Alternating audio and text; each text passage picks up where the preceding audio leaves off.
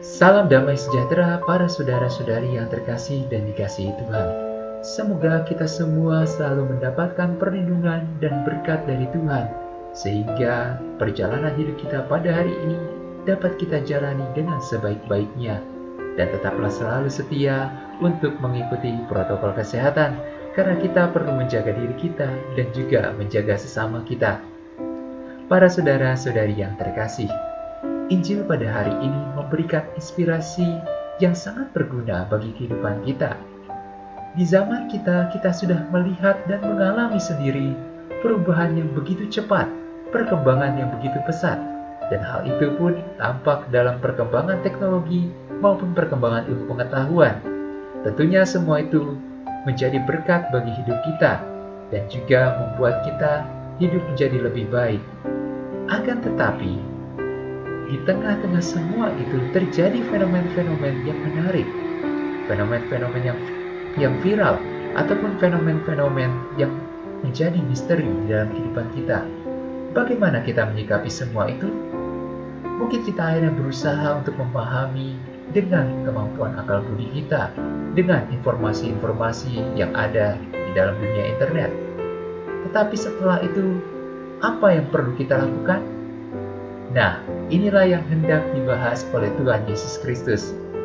Di zaman Tuhan Yesus Kristus, orang-orang Yahudi begitu hebatnya memahami apa yang terjadi di dalam fenomen-fenomen alam, ataupun apa yang terjadi di sekitar mereka. Tetapi mereka gagal menyikapi tanda-tanda zaman. Mereka gagal menyadari kehadiran Tuhan Yesus Kristus yang hendak mengajar dan membantu mereka untuk mengerti kerajaan Allah. Itu sebabnya di dalam Injil, Tuhan Yesus Kristus memberikan satu perumpamaan yang sangat menarik tentang dua orang berseteru.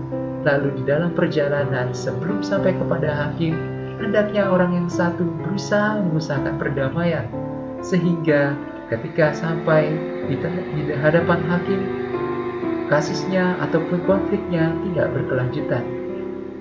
Apa ini semua artinya bagi kita? Sadar atau tidak, kita ini berkonflik dengan Tuhan, kita berdosa, kita melakukan apa yang bertentangan dengan yang dihendaki oleh Tuhan.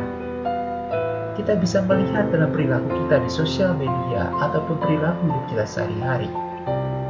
Kita mungkin mampu melihat kehebatan-kehebatan di zaman ini, tetapi bisa jadi kita gagal menilai apa yang terjadi di dalam kehidupan kita. Hal itu tampak dari perilaku kita, kata-kata, tindakan yang sangat dangkal ataupun hanya mementingkan diri kita sendiri. Padahal yang harus kita temukan adalah apa yang dikehendaki oleh Tuhan di zaman kita. Tentu pada akhirnya kita harus mengusahakan pertobatan, dan pertobatan yang sejati bukan menampakkan kesucian atau keindahan diri di dalam quote-quote yang kita posting di Instagram ataupun misalnya di Facebook. Hal itu tidaklah cukup.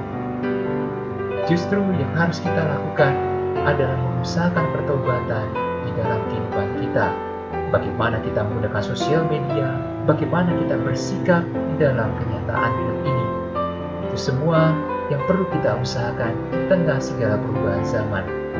Maka para saudara, semoga inspirasi Injil pada hari ini dapat memampukan kita untuk menyikapi tanda-tanda zaman yang terjadi di sekitar kita, sehingga kita tidak hanya sekedar ikut-ikutan, kita tidak hanya sekedar memahami dengan kemampuan akal budi, tetapi kita menyikapi semua itu dengan bijaksana. Semoga Tuhan Yesus Kristus menyertai dan memberkati kita semua. Berkat dalam